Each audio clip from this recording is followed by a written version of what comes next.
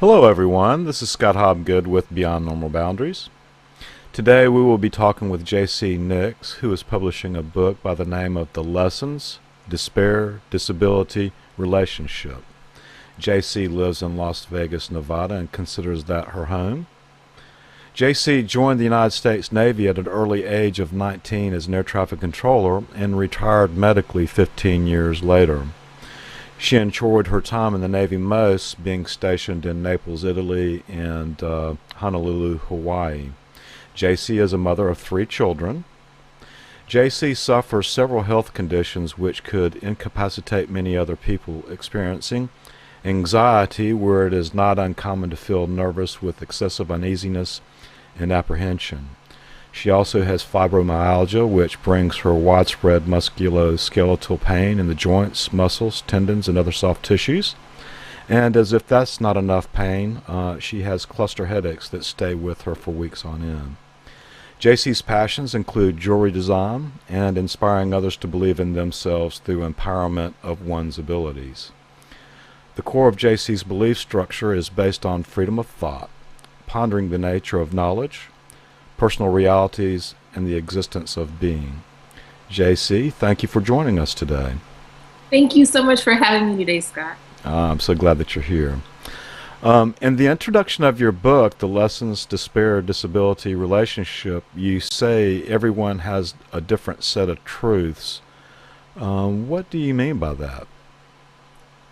Some people believe that they're not able to achieve certain things because maybe they were teased when they were younger by their parents, and so they just have a poor mindset. Where others believe that the world is owed to them. Everybody just has a different set of core beliefs that kind of structure the way that they act in life. Like for me, I used to believe that everything that my mom said just was absolute truth, and as I got older, I had to learn for myself that while there were things that she told me that were true, there were other things that were not necessarily on point with what I believed. Yeah, I think that's true with all aspects of our experiences of life, where it comes to our parents, where it comes to our teachers in school, where it comes to everybody, because I feel like the information that we've been that we've been bombarded with since we were children has been not really of integrity, and I think really that relates back to um, just as a race of people being asleep, and as a we're in an evolutionary stage now. I think we're going beyond that, and I think the first part in doing that is to become aware of just the things that you're mentioning. Right. Because there's a lot of things that people would like for us to believe, especially with media. They tell half truths or, just skew things for ratings or because there's an agenda behind it. And Right. it's really up to the audience to decide if what they're viewing or accepting as truth is really truth at all. Right, and I think what needs to be done there is we need to learn how to trust our own heart. What our heart is telling us is what is the truth and what is not. And I think in order to strengthen that muscle, we should start asking questions about everything, and finding out whether or not the answers that we receive are what resonates with our heart as being the truth. Right. Just yesterday, actually, I put up a post and it said, "Unzip your head," and it was something that I had seen in the movie Scribbler. And when I first saw it, I was like, "Well, that's kind of crazy." And then I thought, "Wow, that's really actually profound." Just getting in there and taking the stuff out that doesn't serve you, and reformulating some truths. Because to me, an intelligent person doesn't mind finding false beliefs and reconstructing them. Um, well, now that kind of gets me into. I wanted to find out the book that you've written. What inspired you to write that, and what was the purpose of the book? Well, I feel that my purpose is to help people. And so I was inspired by the notion that the things that I've been through in life could possibly be of help to other people. But even more than that, I wanted to write a book that would speak to my children long after I've passed, so that they would really know who I am, and my grandchildren would know who I am, because we never know what tomorrow holds. We don't know if we have tomorrow. So as long as I've got my ideas written in a book, my children will always know who I am beyond being their mom. Oh, cool. Yeah, I thought so. Yeah.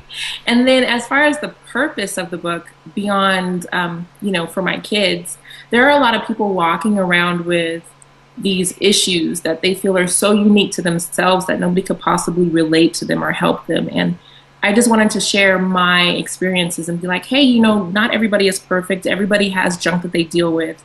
And this is my junk. So maybe you can find something in it to help you.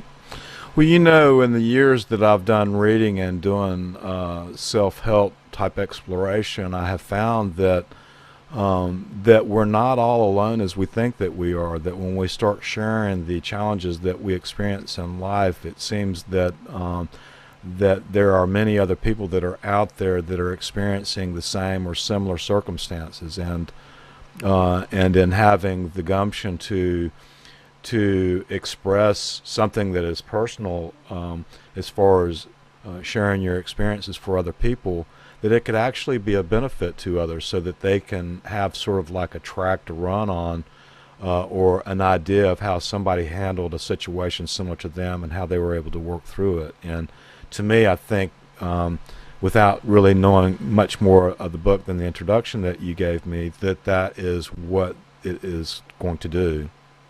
Right. Basically, it's just sort of a guide. This is how I handled my stuff, and I would have rather learned these lessons through somebody else than having to learn them through my own personal experiences. But since I had, maybe you can learn from my personal experiences instead of having to go through it yourself.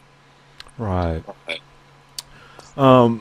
Well, now, in reading through the introduction, you shared that there was a tragic event that took place in an upscale community you were living in, and that the event changed your perspective of racial profiling. And I was kind of curious what you saw in that and what caused you to redefine racial profiling. I can't say that it's necessarily been redefined for me, but I can Mm. say that I understand how it happens better. Before, I was just completely at a loss. How can people, just pull somebody off of the side of the road and say, hey, you fit this description, and, go through all this interrogation and crap. And it was upsetting. But when I was put into a position to see what I had seen, and it kind of like jarred me so much that everywhere I went, I thought that I saw that person. And even if it was just like, the same color shirt or happened to be close to the same height, I felt like, wow, that has to be the person right there. So it was kind of this realization that paranoia, or Mm. a sort of vigilance, a hyper sort of vigilance, can take over your senses and make you make decisions that you wouldn't normally make if you weren't put in that position. Interesting. Yeah, I mean, I still feel like there is racial profiling. Getting in, just to kind of briefly touch upon what we were talking about earlier, as far as things that are the truth and things that are not the truth. I think a part of that untruth out there is that there are some things that are going on that certain races of humanity do experience that type of experience. But that is interesting, that when being involved in such an event like that and trying to find the people that perpetrated that crime, that the ones that are involved in looking for that have challenges that they have to go through in order to sift through all the people that are out there to find the individual that did that crime. Now, did that person get caught that killed that young lady? No. And so that kind of plays into the whole racial profiling just doesn't work. It's out there, it's real, but it doesn't work. Hmm. So I wish that the person was caught. Right. But right. Now, in observing that event, now the introduction really said that and I understand why. I mean, I've never seen anything like that, and being shot in the face, that was a pretty graphic statement, I think. And to be able to observe that now, did any of your children see that as well? I think you had mentioned they had. My youngest did, but I mean, she didn't know what was going on, so it was just kind of like, okay, close your eyes and let's, deal with this. And yeah, so there wasn't anything that she had seen. Well, now, how did it affect you? I had nightmares for a long time, and I was, um, like I said, paranoid because everywhere I looked, there was this person who really wasn't there, but it was just this idea that um, that there's this lurking monster, and you just can't identify it. So it was scary, but I think after a while, after having some support, it was something that I got over. I still deal with it. I still think about the situation every day, but it's not something that consumes me anymore. Well, now, in the book, the title, you talk about despair, disability, and relationships. So, would that fall into sort of the despair category? It would, but I didn't really talk about that in the book so much. The Okay. despair was more about when I was feeling depressed and had suicidal ideations and the things that would go through my head, and what saved me from actually doing anything, what I latched on to, and those sorts of things. Just a help for people who deal with that kind of stuff and give them the tools that I used. I see. And so, what are some of the things that you experienced or what are some of the things, other things that you shared in the book that you feel like would be appropriate to share here now? About despair specifically, or Yes, we can go there, or just in general of the whole book. Um, I mean, whatever comes to your mind, and well, you're asking me. Let's see. Um, yeah, let's just go with despair okay. for the moment. One of the things specifically that I had to deal with was a husband that was habitually he was engaged in infidelity a lot, and so it I think understandably messed with my self-esteem, and my definition of what a marriage should be. Everything was just kind of changed by that, and I thought very poorly of myself, and I was angry at all sorts of people who had nothing to do with the situation, but because they were everything that I wasn't, like Latino or Asian, or just like all of these different sorts of people that he was with that I was not. It made me hate myself and hate them as well, and so I was very angry, and I think that led to a lot of the night sitting in the bathtub just wishing that I would die, or those sorts of things. But then I always came back to my children. My children needed me regardless of whatever I was going through, and I didn't want them to have birthdays without me, or weddings and proms, and have sad memories of loss when I could just figure out a way to stick through it. Right. Now, do you think that it was possible that, in addition to those insecurities that you were feeling, that there may have been also some chemical imbalance there? I don't doubt that. I mean, I was put on antidepressants, so I guess there must have been something. Well, um, I don't necessarily believe in what doctors prescribe for a certain situation, but the reason why I ask that question is that I empathize with that statement. There was many years where I felt like I just didn't want to be here. I didn't want to exist at all, and I feel like a lot of it was a chemical imbalance. And as we were talking about earlier, being out in Southern Oregon, when I was doing the homeless thing, when I was cleansing my body, I think part of that, whatever I was consuming out there, I think provided the chemicals that kind of dissipated that somewhat. I go through periods of time where I still feel it, but I feel like that there are things that are happening for humanity as a whole that is kind of a common experience for people that are out there, because I feel that our bodies are changing and adjusting to an evolutionary growth in humanity's path. But anyway, that's more of a spiritual belief, and I don't think that you resonate with that type of stuff. Well, I'm a spiritual person, definitely. I just question everything. Very. um, but my spirituality now, I believe in God. I believe, and there's actually a chapter in the book called "It's important to believe in a higher power," because I know that without God, I would not be here for anything, just because of some of the things that I've been through.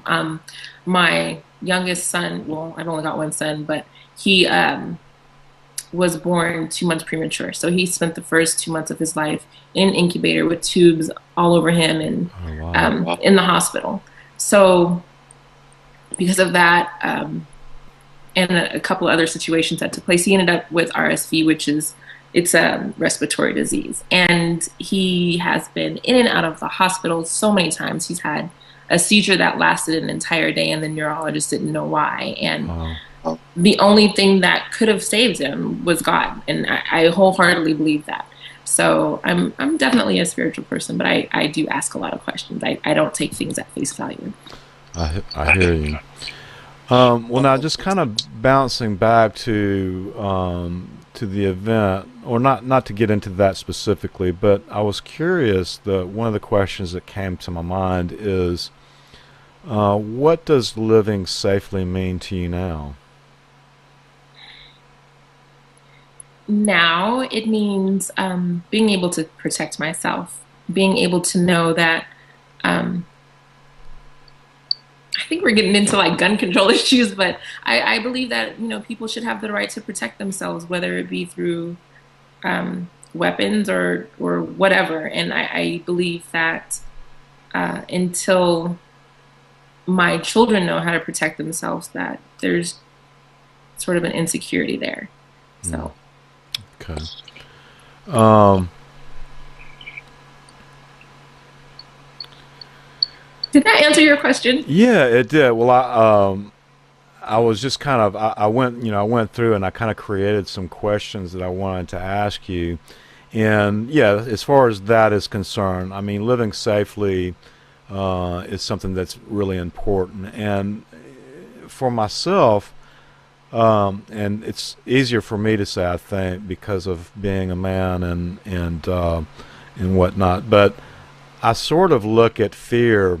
Fear is something that is used to control our society today, and it is in usually people will pick up their fear from things that they see on TV, the news, and whatnot. It's unfortunate that that you have seen some things in reality, but um, with what I know spiritually, to me, I realize that there is no death, and that so there's really nothing.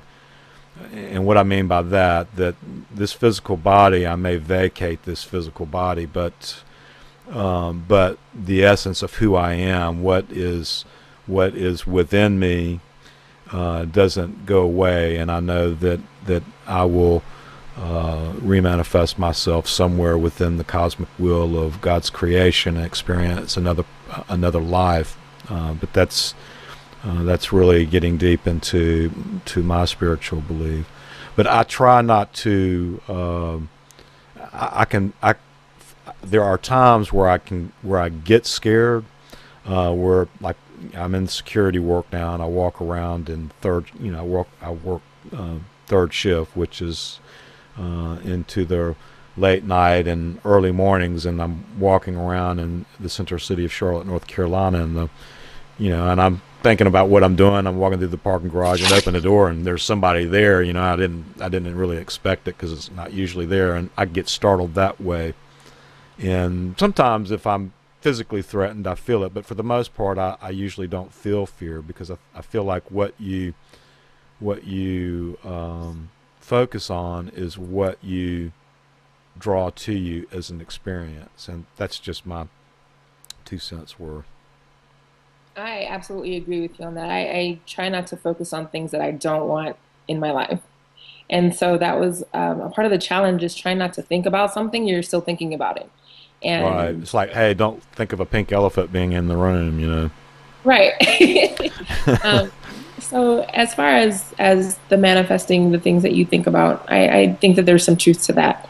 And as far as the fear, I used to not ever watch the news. When I was in Italy, that was like one of the things that I stopped doing was just stop watching TV. So for 10 years, that just wasn't a part of my life. And then this happened. So then it was just kind of like an obsession to see, okay, well, what is the news saying about this? Okay, well, that's not necessarily true. That's not what happened. And it just kind of got me thinking that everything that I was reading wasn't true. And so then I just need to focus on the things that I could control in my life. And if that means that I'm able to go to the gun range and shoot my little paper target and, get good at that, then that's one more thing that I have as a tool. But by all means, I'm going to make sure that I am here as long as I can be if I have control over that. Well, and that's another thing too. It seems like to me some of the physical ailments that you experience pain all the time. Would that be incorrect in assuming that? I would say that I'm more likely to experience pain than not. So like right now, I got a lot of good rest. I had some water, took a hot bubble bath before the show. So I'm feeling good now, but stress or any sort of extra activity that has my mind, doing stressful thinking, that bothers me, and it causes fibro flares, and then the cluster headaches. Those are awful. Yeah, So my youngest sister was in an automobile accident when she was in her youth, and she gets migraine headaches, and they put her down. I mean, she just can't operate at all when that happens, and so, and I've had headaches from time to time, but nothing like that, nothing like her or what it seems like you experience. And I find it incredible that you can experience that much pain and still have as much joy and freshness in your voice and just to be the joy of the person that I'm finding you to be in the brief time that I've been talking with you. thank you very much. For me, I feel like if I am whining about the pain, it's amplifying it in some sort of way. Or Right. yeah, and so I'd rather amplify my happiness and my joy and try to focus on those sorts of things and put the other stuff in the background as long as I can. And when it gets to be overwhelming, it's just nap time, and then I gotta go rest. And thankfully, everybody in my life seems to understand that. Right. Right. Let's see. I'm getting a little feedback here, Robert. It's from our speakers. Oh, is it? Are you on speakerphone? Well, I'm on my computer. Yeah. Speak back to the speaker. Oh, well, can you turn it down a little bit and still be able to hear? How's that? How can you hear me now?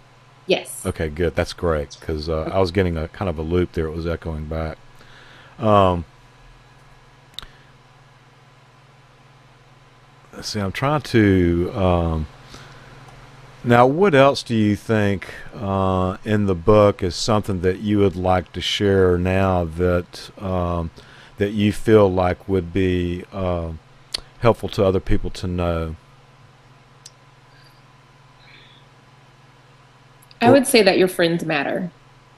The group of people that you choose to surround yourself with absolutely matters. And I think it was Jim Rohn that said that you're the average of your 5 closest friends. And what that means is that, like, if you've got, 5 friends and one makes 10,000 a year and another one makes, 25, and then so forth up to, whatever amount, and you divide that number by 5, that's probably what you make a year. And I thought that was kind of interesting. And I looked at my friends, and obviously being in the military, that was absolutely true because we all make around the same amount of money. But then it was more than that for me as well. It was more than just the monetary value placed on friends. It was also what their values were. And if you have friends that have values that are in direct opposition to yours, you're going to meet somewhere in the middle. And I feel like if your friends don't compliment you, if your friends don't have your best interests at heart, or if they're not upwardly mobile, you're going to be in the same position as them. So choose your friends wisely. Right. Well, that caused me to think about when you experienced that traumatic experience with that young lady, and you were having problems, or your first husband, I think it is, that he was having some infidelity, or he was being not faithful to you. Did you find that the experience that you went through, that you had to change up because you were not finding the support that you needed? And what I mean by that is when you're talking about choosing your friends wisely and you're making a choice to make a change in life towards better, I think that we'll find that there are some people in our lives that will not support us for the life-changing ideas that we wish to implement because we want to change for whatever reason that may be. So was that the cause of that marriage coming to an end?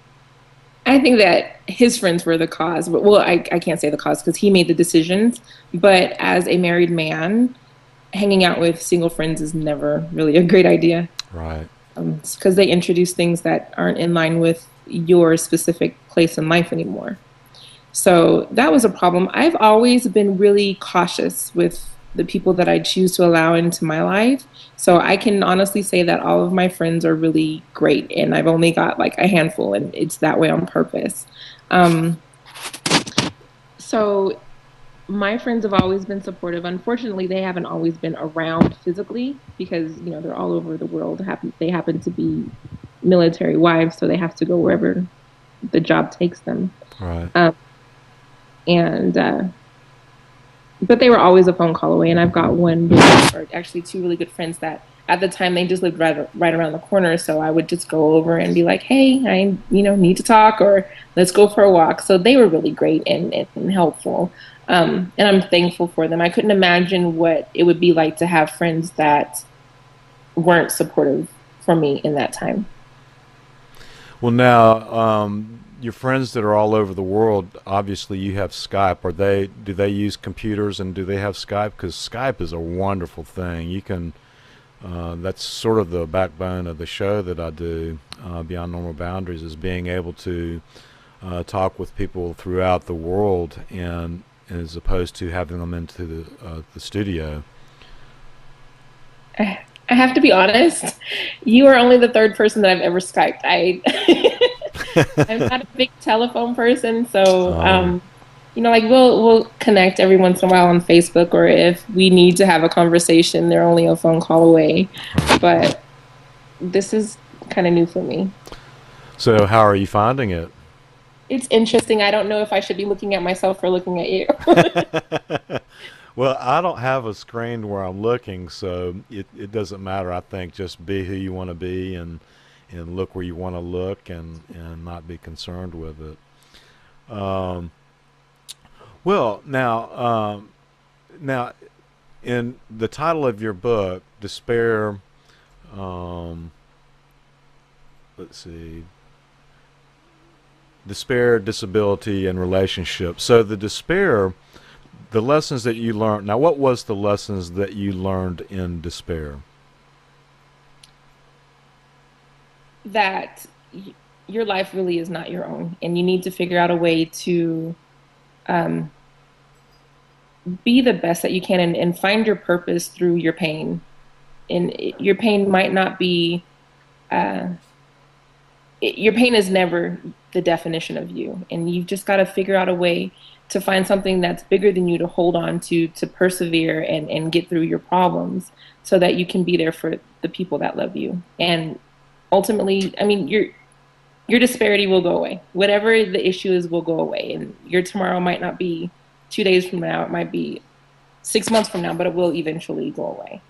Well, I find it interesting. I had gone through a period of my life where I felt despair, and I never really had used the word before, and never really had come across it really. But for some reason within me, I felt this feels like despair.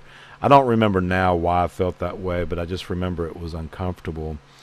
Um, so despair, from your definition, is being able to work through whatever pain it is that you're feeling, and to find what? To find your purpose, because your desperation, that can't be your purpose. You have to figure out a way to make your life what you want it to be. And being in your despair, you won't find it. You have to figure out a way to get out of it. Well, now, do you feel like that you have found your path? I think that I'm still searching for it. I know that a part of my path is involving helping other people and creativity. Just exactly what it is specifically, I don't know yet.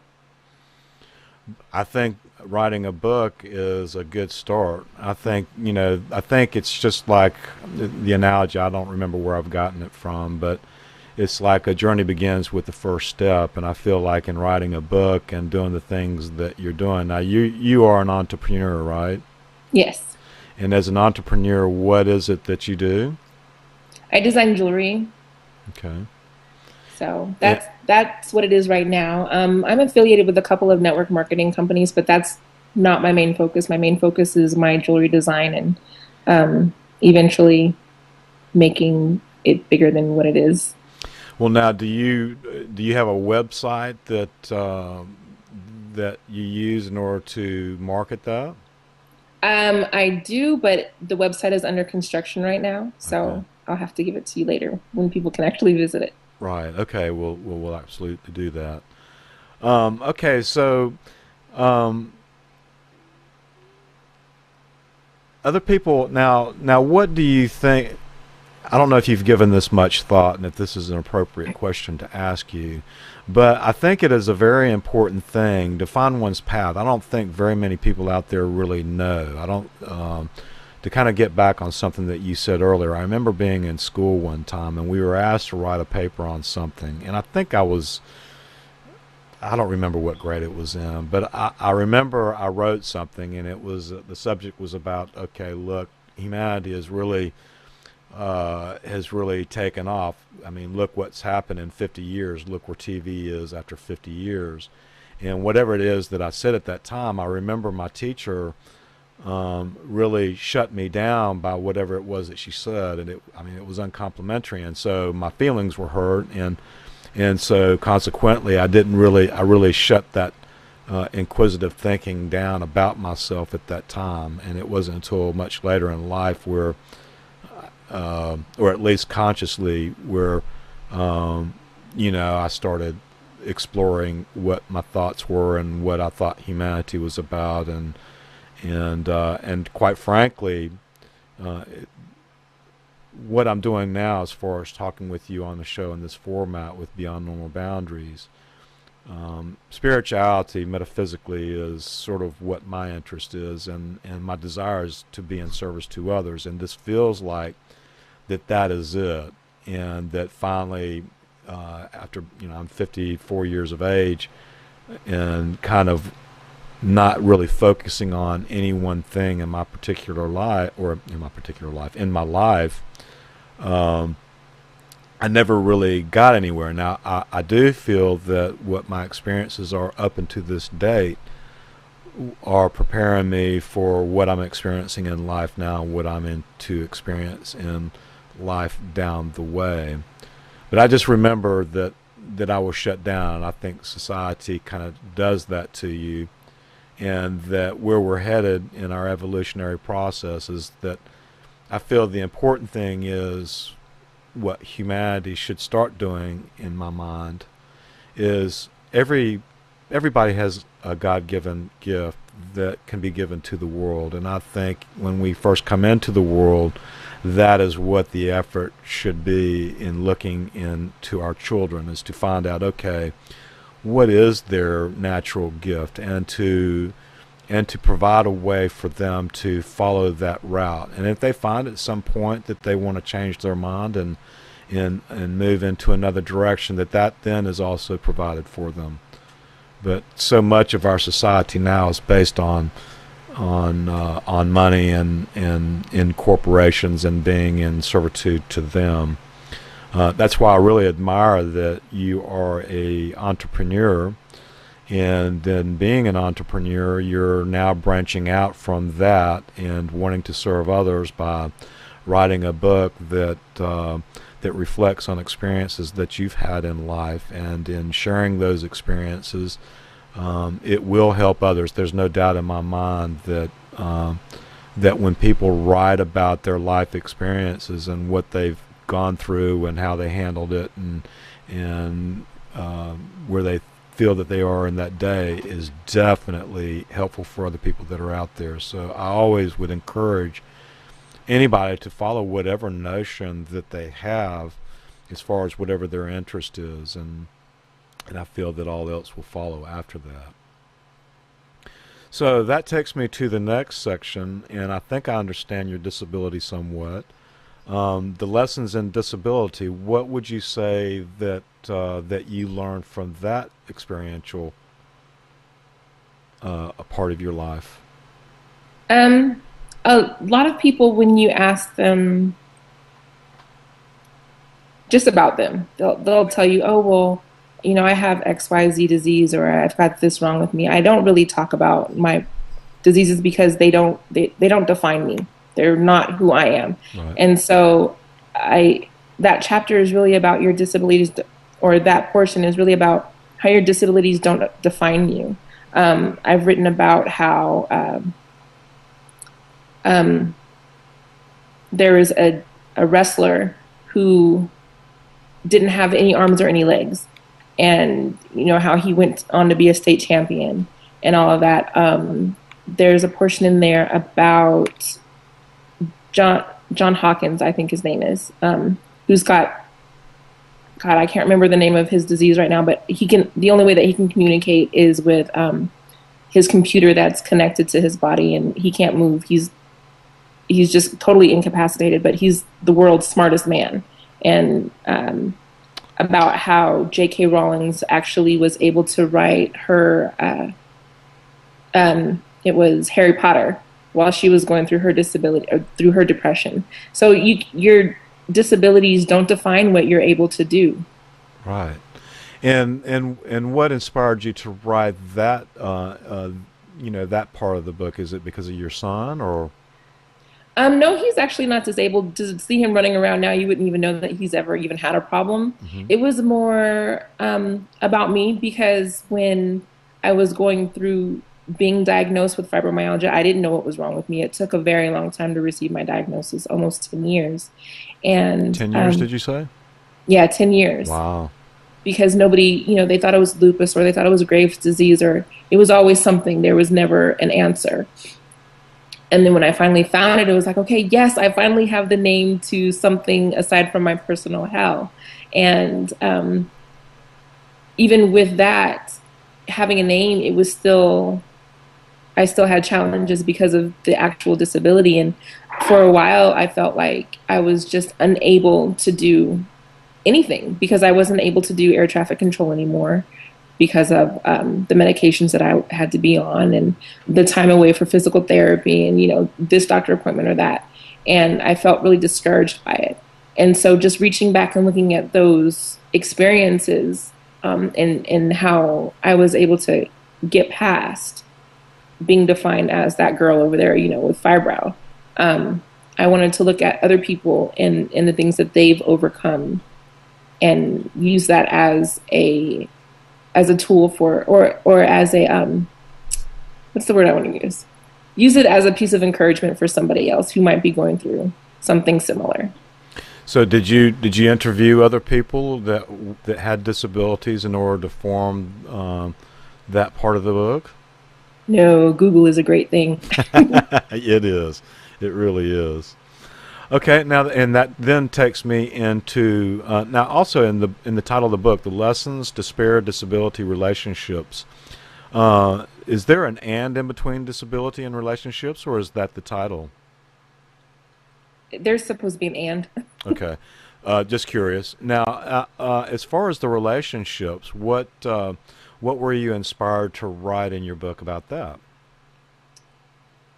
Um, the relationships, I think that covers a couple of things. Social media, how you project yourself to the world, and that virtual friends really aren't there. I mean, they're just virtual. They're not um, likely people that you will be able to lean on, at least not all 5,000 of them. So that was a part of the relationships. And I spoke about um, forgiveness because I feel like in any relationship there's going to be transgressions and people are going to offend you and things like that. And you just have to be able to forgive and move on with the relationship if you so choose to. And we also talked about um, my ex-husband as well too. Just some of the things that occurred in that relationship that didn't really fit into despair, but some people might have questions about how to deal with certain things in a relationship. Let's see. Now I'm kind of wondering where do you feel like there's more that you wish to share? We're kind of coming towards. I mean, we've got 4 minutes left in this segment, and we can do another 15-minute segment. But do you think that we can go on that long? Um, I don't know. Do you have any other questions? As far as what do I want to share? I want to share that everybody has a gift, like you said earlier, and it's really our responsibility to share our gift. Because if you don't use it, you're going to lose it. And then, really, what's the point? We have a purpose, and we should do our best to serve our purpose. And whether it takes, a long time to figure out what it is, or you already know, just the journey, I think, is worth it. Figuring it all out and then inspiring others to do the same and helping others is really what I think life is all about. And we should all strive to do our best. Yeah. Well, I want to jump back a little bit to the disability section a little bit. There is a book that I use called "You Can Heal Your Life" by Louise Hay. And the reason why I mentioned that book is because, to me, all illnesses, and many people would probably debate me with this, but for those that are out there that would like to explore it, there is a section in there that whatever an ailment or whatever an illness that someone is experiencing, to me, an illness is brought on by the mind and what one thinks. And so whenever I'm having problems with my body and I'm feeling something that I don't normally feel, I go to it and I find out what the frame of thought is that I'm thinking. Because to me, when we experience things from a mental capacity and we're contemplating whatever that is, then it's a dis-ease. We're uneasy about whatever it is that we're thinking about. And what happens with that is when you are uneasy or in dis-ease, when you settle on that thought process over a long period of time, then it settles in your body as a disease. As a whole word. So I encourage those people that are out there that wish to watch what their mind is thinking and be cognizant, because really all of life experiences are derived from, in my opinion, from what we think. What we think about is what we attract. What we, like in creating the book, did you not think about it a lot, and then at some point you started talking about it, and then you acted, and now you're in the process of that manifesting in your life? So in order to bring more control over one's life, in my opinion, is to be cognizant of what one is thinking. And if you wish to change your experience in your life and to bring another experience to oneself, that is to start focusing on something that you do desire to experience in your life, and think nothing for every waking moment that you can, not causing you to to lose focus on driving or things that would bring you in danger, but to think constantly about what it is that you wish to experience. And then my understanding is, and this is hard for me because feelings are really difficult, but if you can associate with that thought process the feeling of already having that experience as a reality in your day-to-day life, then start being aware, because my understanding is it's called the law of attraction, and I feel that that's what I'm using in order to create Beyond Normal Boundaries and to be associated with SIR Broadcasts, in which we have a lot of other formats that people can use in order to express themselves to the world that is out there. So anyway, that to me, that's thought, word, and deed. And to me, it's about changing your mind about whatever it is that you're experiencing. If you can start focusing on things that you do desire to experience, and when you start thinking about the things that you don't want to have, to change your mind, to work at changing your mind immediately. And I feel that we can heal ourselves that way, and also bring experiences into our life that we prefer to experience than being at the as opposed to being a victim to what life brings us. I don't know if that makes any sense to you. That's sort of a spiritual understanding that I resonate with. Yeah, it makes sense. I definitely believe that if you are set on being the victim, you will always be the victim. And if you have intent to change your life, you should just go out there and do the things that you need to do in order to change it. Visualization is something that I've heard a lot of people talking about. It's not something that I actively use because I don't think that I have the attention span to do it that much. But when I decide that this is something that I'm going to do, then I just do it. That for me is how it works. But I realize that we're all very different. So you're like the Nike commercial. Whenever it is that you come into mind that you want to do, you just go do it. Right. I think that's great. Thank you. Okay. Well, now I think we should work towards ending the show. But before we do that, I was curious. Is there anything, like, do you have a website that's associated with your book, or is that under construction, or is there anything in relation to your book that you would, or anything really at all that you would like to share before we close out our show here today? Well, to answer your question, I don't have anything in relation to the book, but I guess I need to. It sounds like something that I should probably do.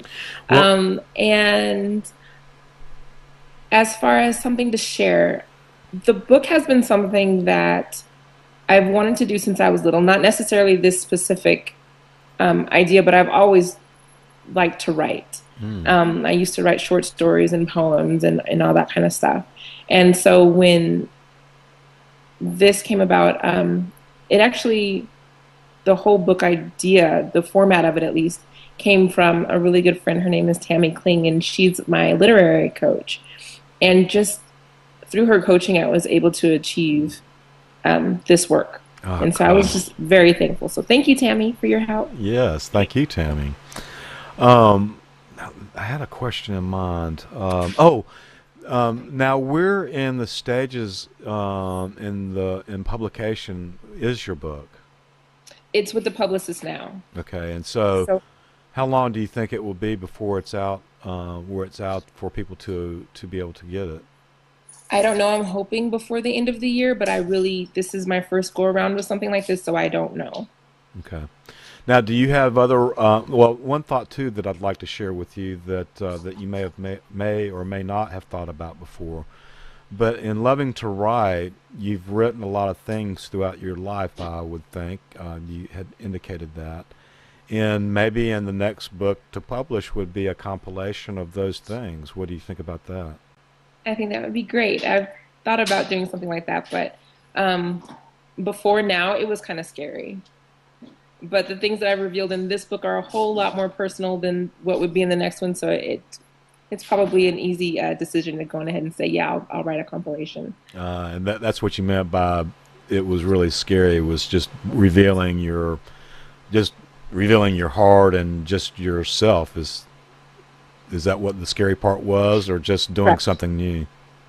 No, just being transparent with the whole world. There's a difference between being honest with your close friends than with everybody else. Well, now what have you? Now that's a very interesting statement. Now, what have you found about being transparent? I found that it's a process because there's so many things that we just don't talk about ever.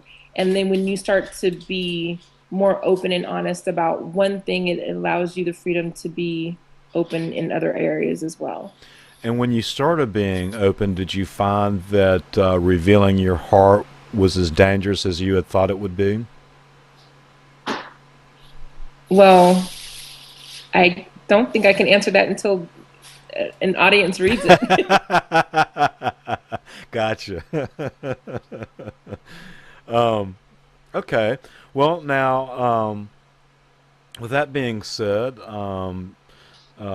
we're getting ready to close out the show, and I'm just going to say a few more words. But as I had indicated earlier, please stay on and mute your mic when the closing music takes place. Thank you, JC.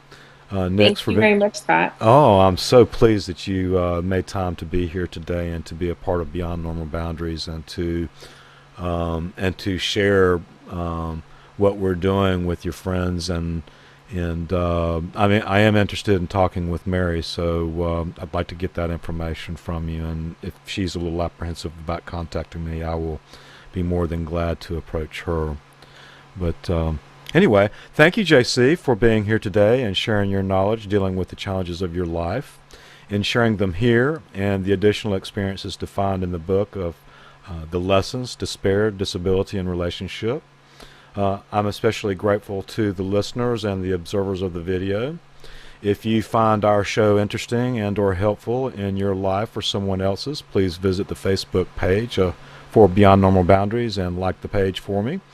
It will, if you know, in doing that, it will help others find something that could help them out. At least that's my desire. This is Scott Hobgood with Beyond Normal Boundaries, signing off.